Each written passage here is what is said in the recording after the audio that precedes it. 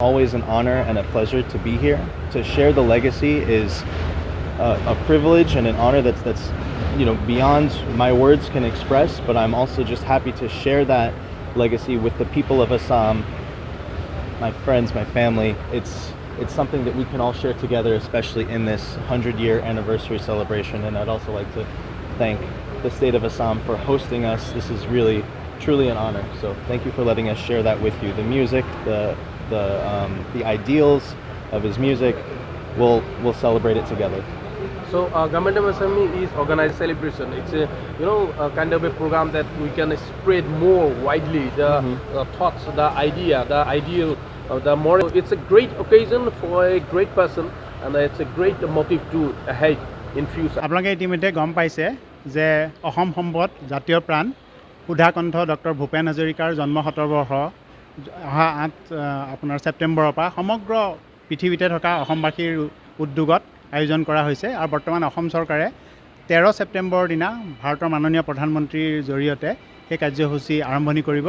আৰু অসম চৰকাৰৰ আতিথ্যত তেজ হাজৰিকা তেখেতৰ লগত তেখেতৰ পৰিবাৰ কেণ্ডিছ হেমিল্টন আৰু তেখেতৰ পুত্ৰ চেজ আকাশ হাজৰিকাও আহিছে। গতিকে আজি তেখেত অলপ সময়ৰ পিছতে গুৱাহাটীৰ বৰঝাৰ বিমানবন্দৰত পদাৰ্পণ কৰিব। আৰু 13 তাৰিখলৈকে তেখেত অসমত আছে, কেইবাটাও কাৰ্যসূচী আছে। আৰু আমি বিশেষকৈ ডক্টৰ ভূপেন হাজৰিকা ফাউণ্ডেশ্যনে তেখেতক লৈ আমি কেইবাটাও কাৰ্যসূচী ইতিমধ্যে আমি নিৰ্ধাৰণ কৰি থৈছোঁ। আপোনালোকক কাইলৈৰ পৰা সেই কাৰ্যসূচীসমূহ অৱগত কৰা হ'ব। আৰু বিশেষকৈ তেখেত ইয়াত থকা সময়ত আমাৰ ডক্টৰ ভূপেন হাজৰিকা ফাউণ্ডেশ্যনৰ আমাৰ এখন কাৰ্যনিৰ্বাহক সমিতি আছে, সেই সমিতিৰো বৈঠক বহিব।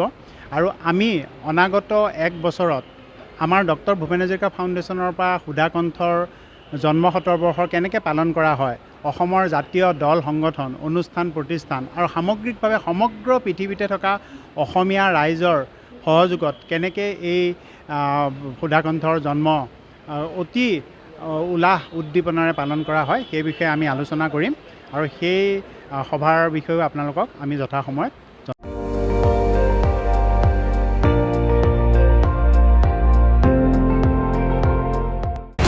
আপুনি চাই আছে ND24 সৰ্বশ্ৰেষ্ঠ নহয় সৰ্বোত্তমৰ দৌৰ।